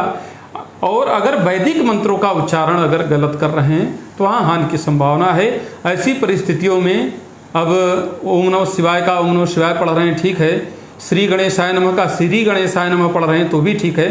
तो सामान्य मंत्रों का चयन किया जा सकता है, वैदिक मंत्रों का या क्लिष्ट स्तुतियों का चयन सोच विचार कर करें और अपने उच्चारण को सुधारने का प्रयास करके करें तो ज़्यादा अच्छा है। बहुत सुंदर बात बताई दर्शकों। देखिए, ये भी एक बड़ा इंपॉर्टेंट क्वेश्चन है, क्योंकि आम जिंदगी में उच्चारण स्पष्ट नहीं हो पाता है। ये ऐसी ये समस्या लगभग सभी के साथ आती है, क्योंकि हमें उतना शुद्ध वाक्य पढ़ने की आदत नहीं है, या जो बच्चे अब आज के परिवेश में हम मोस्टली कॉन्वेंट स्कूल की तरफ जाते हैं, इंग्लिश मीडियम की तरफ जाते हैं, जहाँ संस्कृत की जो अनिवार्यता है वो ख़त्म सी होती जा रही है और नए बच्चे तो इंटरेस्ट भी नहीं लेते हैं। ऐसे में वैदिक विधान को आगे बढ़ाए रखने के लिए मुझे ऐसा लगता है व्यास जी, ये सही भी है कि अगर हमें कोई मंत्र स्तोत्र पढ़ना है और हमारा उच्चारण ठीक नहीं हो रहा है तो हमारे पास ऑडियो अवेलेबल है, हमारे पास गूगल प्ले पे या गूगल में हमें मिल जाते हैं उसकी ऑडियो रिकॉर्डिंग। तो ऐसा संभव है कि हम उसको देख देख के पढ़ते जाएं और ऑडियो सुनते जाएं, जिससे कि हमारा उच्चारण स्पष्ट का अभ्यास किया जा सकता है। अगर विशेष प्रयोग के लिए हम कर रहे हैं, किसी विशेष प्रयोग के लिए कर रहे हैं तो निश्चय ही उसका शुद्ध उच्चारण करने का प्रयास करें।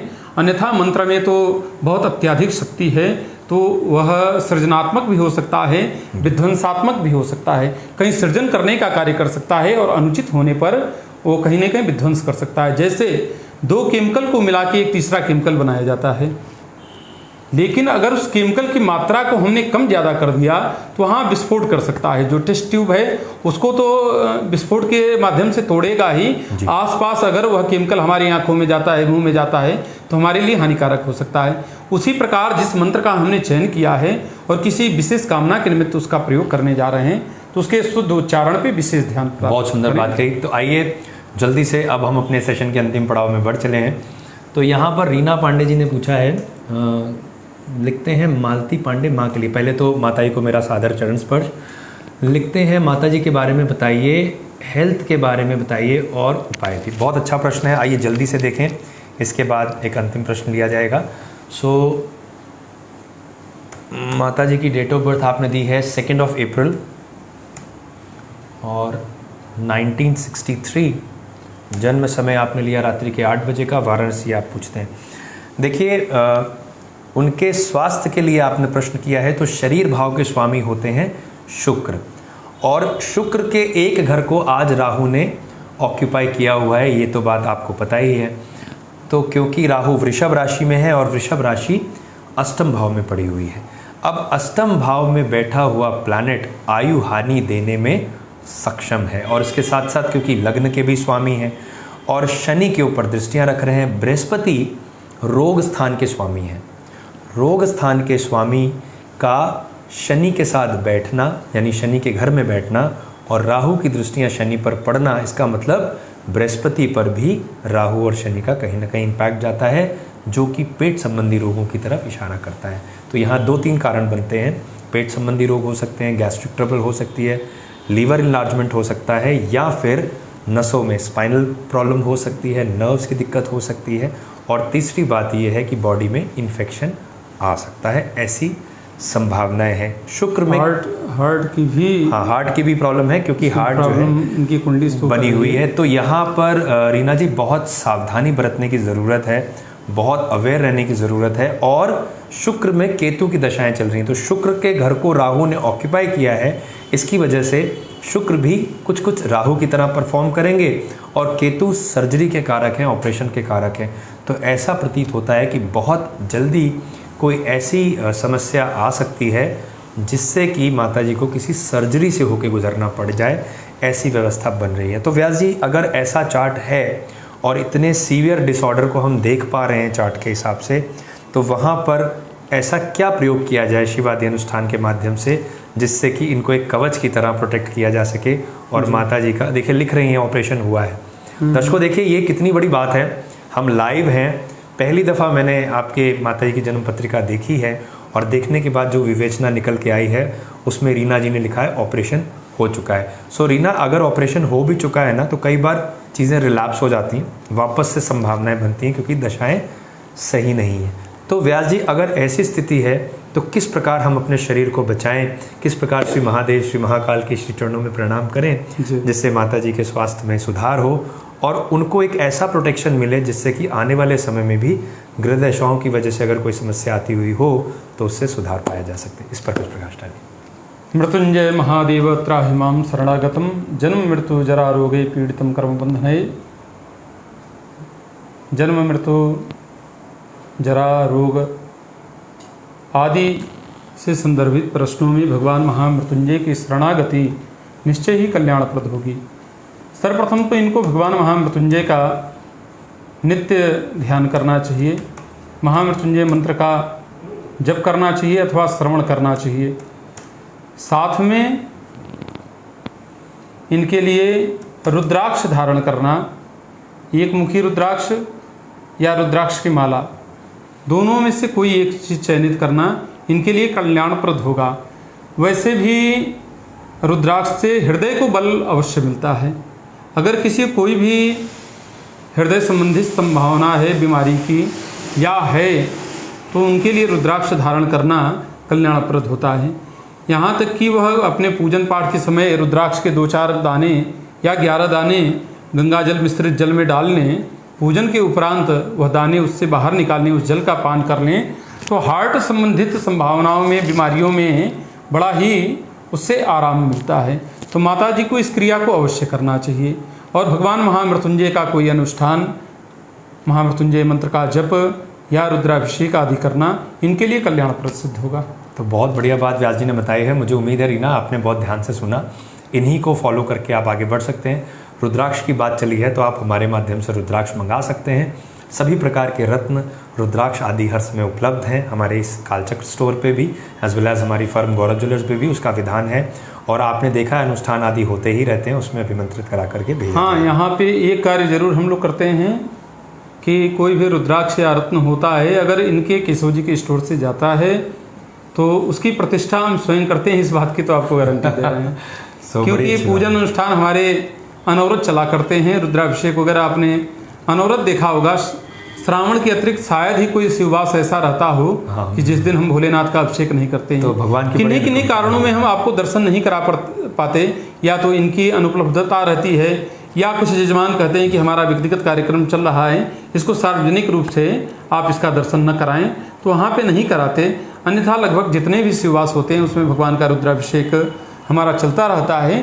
और आपके जो नग नगीने या रुद्राक्ष यंत्र आदि आपको दिए जाते हैं, तो उससे पूर्व उसकी प्रतिष्ठा हम अपने पूजन में अपनी टीम के द्वारा और स्वयं में उसको अवश्य करता हूँ। बड़ी सुंदर बात कही। चलिए दोस्तों, अब आज के सत्र का अंतिम प्रश्न लें क्योंकि समय हो गया है। हाँ, समय हो गया है। तो आज के सेशन का जो अंतिम प्रश्न है वो है, दीक्षा महाजन जी ने पूछा है, शादी कब तक होगी, बहुत बाधाएं आ रही हैं। आइए दीक्षा, आपके चार्ट क्या कहते हैं और क्यों बाधाएं होती हैं, इस पर एक विचार करें। शादी की बात हो रही है, आपके लग्नेश यानी शरीर भाव के स्वामी होते हैं बृहस्पति। अब विवाह का जो सुख मिलना है वो आपको मिलना है। तो आपको प्लैनेट कौन सा रिप्रेजेंट करेगा? दैट इज़ जुपिटर यानी बृहस्पति। तो आपके चार्ट में देखें, लग्न में शनि है, बृहस्पति केतु के साथ 12वें स्थान में, राहु की दृष्टियों में है और शनि की दृष्टियाँ सप्तम भाव पे पड़ रही हैं। तो 7th हाउस में शनि की दृष्टियाँ यदि पड़ें तो इसका असर ये होगा कि विवाह में डिले आएगी और डिले मैरिज का योग आपके चार्ट में 100% है। अब अगर शनि की दृष्टियाँ सप्तम भाव में है और लग्नेश जिसको ये सुख मिलना है वो राहु की एक्सेस में आ जाए यानी राहु की नज़र में आ जाए और केतु के साथ 12वें स्थान में बैठ जाए, ऐसे में जल्दी विवाह करना हितकर नहीं होता है। दीक्षा, आपको निराश नहीं होना चाहिए। वैसे भी अभी इतनी देर नहीं हुई है, आपके पास पर्याप्त समय है। हमारा ये विशेष अनुभव है, व्यास जी इस बात से सहमत होंगे, कि जब कभी राहु और शनि की प्रधानता पति स्थान या पत्नी स्थान में हो, वहाँ पर अगर अर्ली मैरिज हो जाए तो वो शादी सक्सेसफुल नहीं होती है। सो ऐसे में आपको संयम रखना चाहिए। अब व्यास जी, जैसे शनि की दृष्टियाँ सप्तम भाव में पड़ रही हैं, राहु लग्नेश के ऊपर दृष्टि रख रहा है और लाभ स्थान पर शुक्र और मंगल की स्थिति है, तो अपनी पसंद की भी बात हो रही है। तो यहाँ चार्ट अपनी पसंद को भी दिखा रहा है। दीक्षा, तो क्या कोई ऐसी व्यवस्था है? बहुत सारे दर्शक हमसे पूछते हैं कि सर किसी को पसंद करते हैं, क्या वो हमारे लाइफ पार्टनर बनेंगे, क्या अपनी पसंद से शादी हो पाएगी? अपने अनुष्ठानों में कोई ऐसी व्यवस्था है जहाँ अपने पसंद को पूर्ण करने की बात हो, जहाँ एक सही योग्य इंसान हमारे जीवन में हमारा वर बन के आए, तो इसका क्या विधान बनेगा? इस पर संक्षिप्त वाणी में विचार करके बताइए। जी जी जी जी जी देखिए, ऐसी तमाम बातें हैं कि सार्वजनिक मंच से कुछ बातें हम नहीं कह सकते, उसकी भी एक मर्यादा है जी। इसमें रति कामदेव का अनुष्ठान है, उसके द्वारा मनोवांछित पर को पाया जा सकता है, मनोवांछित जीवन साथी को पाया जा सकता है। भगवान गौरी शंकर के भी कुछ संयुक्त अनुष्ठान हैं जिनको करने से मनोवांछित दाम्पत्य सुख को पाया जा सकता है। गौरी शंकर रुद्राक्ष धारण करने से भी मनोवांछित जीवन साथी का चयन किया जा सकता है। इस प्रकार के कुछ उपाय हैं, पुराणों के द्वारा निर्धारित किए गए हैं जी। संतान और विवाह का प्रश्न ऐसा रहता है कि आम तौर पे उसका उत्तर देने से पूर्व हम लोगों को सार्वजनिक मंच में बहुत सोचना पड़ता है।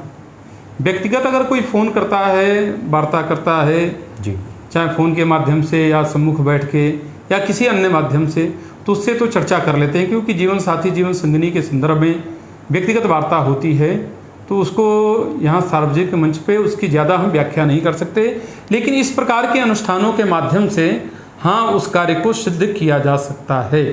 तो यहाँ पर अगर ऐसा भी कोई बात है तो उसमें बहुत निराश होने की बात नहीं है, आपको सफलताएं प्राप्त हो सकती हैं। यहाँ पे जिसका कुंडली है, क्या नाम था दीक्षा जी का, दीक्षा जी आपके लिए तो गौरी शंकर रुद्राक्ष धारण करना कल्याणप्रद होगा।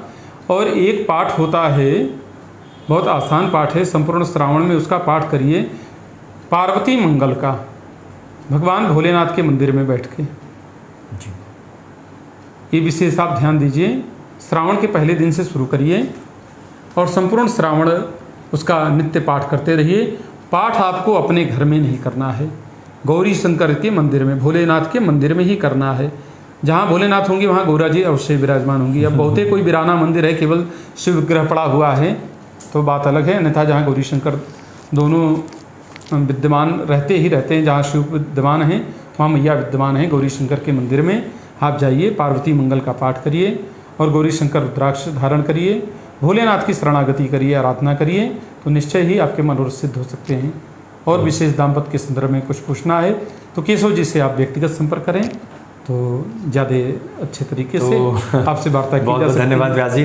दर्शकों, अब समय आ गया है आपसे विदा लेने का, क्योंकि आज का सत्र यहीं पूर्ण हुआ। मैं व्यास जी को बड़े हृदय से धन्यवाद देता हूँ सबको कि आपने अपना बहुत कीमती समय समय निकाला हमारे लिए और आज का सेशन अरेंज हुआ। इसी प्रकार अपना समय निकालते रहिए ताकि हम अपने दर्शकों को कुछ विधिवत शास्त्रों के बारे में अवगत करा सकें। दर्शकों, आपने बड़े मन से, बड़े विश्वास के साथ आज के सेशन में पार्टिसिपेट किया, मैं आपका बहुत धन्यवाद देता हूं हृदय से। बहुत सारे मित्र, बहुत सारी बहनें, बहुत सारे भाई यहाँ लिख रहे हैं सर लास्ट क्वेश्चन ले लीजिए। दोस्तों, मैं सदैव तत्पर हूँ आपके प्रश्नों का उत्तर देने के लिए, पर समय की बाध्यता है, कुछ अनिवार्यता है जिसमें हमें इसको पूर्ण करना ही होता है, परंतु निराश होने की बात नहीं है। यदि आपके मन में ऐसा भाव है कि आपको प्रश्न पूछना ही है, सो पर्सनल कंसल्टेंसी का एक प्रोसीजर बनाया है। अगर आपको कोई एक ही प्रश्न पूछना है, बहुत विस्तृत जानकारी नहीं लेनी है, तो बड़ा सिंपल सा प्रोसीजर है। मात्र एक 500 रुपये दक्षिणा आपको देनी है। आपके द्वारा पूछे गए किसी एक प्रश्न का डिटेल आंसर आप हमसे प्राप्त करिए, इंक्लूडिंग विद रेमेडीज़। और अगर डिटेल में बात करनी है तो 1100 रुपये दक्षिणा का विधान है, जहां सभी प्रश्नों को सम्मिलित करके आपको विधिगत एक निष्कर्ष दिया जाएगा। और अंदर की बात यह है, कुछ प्रश्न ऐसे हैं जो जटिल हैं, वहाँ मैं और श्री व्यास जी विधिवत चर्चा करके ही किसी निष्कर्ष पे पहुँचते हैं। तो सोचिए, एक्सपर्ट ओपिनियंस भी हैं उसके अंदर।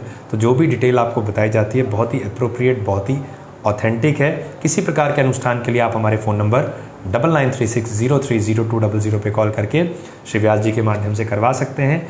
एक सही विधा के साथ एक शास्त्रोक्त मंत्रों के द्वारा वैदिक अनुष्ठान को पूर्ण करने की संपूर्ण व्यवस्था है, जिसे हम डिजिटली ब्रॉडकास्ट कर सकते हैं। जिनके मन में रत्न आदि लेने की कोई इच्छा है, वे भी हमारे फ़ोन नंबर पे कॉल करके एक original, genuine, authentic, reasonable price पे रत्न प्राप्त कर सकते हैं। जैसा कि व्यास जी ने बताया, अभिमंत्रित करके भेजा जाता है, अवश्य ही भेजेंगे। तो आज का सत्र यहीं पूर्ण हुआ दोस्तों। कल रात्रि 9:30 बजे अपना लाइव सेशन फिर से लेकर के आएंगे। फिर महादेव जी से प्रार्थना करेंगे, श्री प्रभु के श्री चरणों में निरंतर बारंबार प्रार्थना करेंगे। भोले बाबा हैं, पिता हैं, तो हम परमात्मा से, उन जगत पिता से, सृष्टि के जो सृजनहार हैं, उनके श्री चरणों में प्रणाम करेंगे, उनसे निरंतर प्रार्थना करेंगे कि वे हमारे जीवन में आए हुए सभी प्रकार को कष्टों को हर लें। तो सभी को मेरी तरफ से बहुत शुभकामनाएं और व्यास जी का बारंबार धन्यवाद कि उन्होंने अपने कीमती समय में से आज का समय निकाला। पुनः मिलते हैं अगले सत्र में, तब तक के लिए सभी को हर हर महादेव, जय श्री महाकाल, जय श्री राम। आप सभी को हृदय से साधुवाद। जिनका प्रश्न समय अभाव के कारण आज नहीं लिया जा सका है, कल के सत्र में आप लोग अपने प्रश्न रखें, निश्चय ही अधिकाधिक संख्या में प्रश्न लेने का प्रयास किया जाएगा।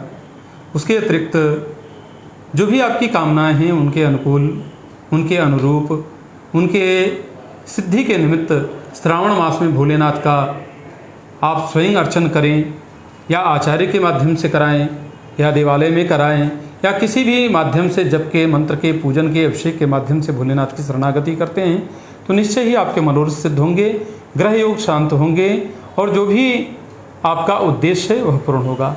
आगामी श्रावण मास की हार्दिक शुभकामनाएं। भोलेनाथ की कृपा सदा ही आपके जीवन में बना रहे। जय श्री कृष्ण, राधे राधे, हर हर महादेव। हर हर महादेव। ओम नमः शिवाय। ओम नमः शिवाय।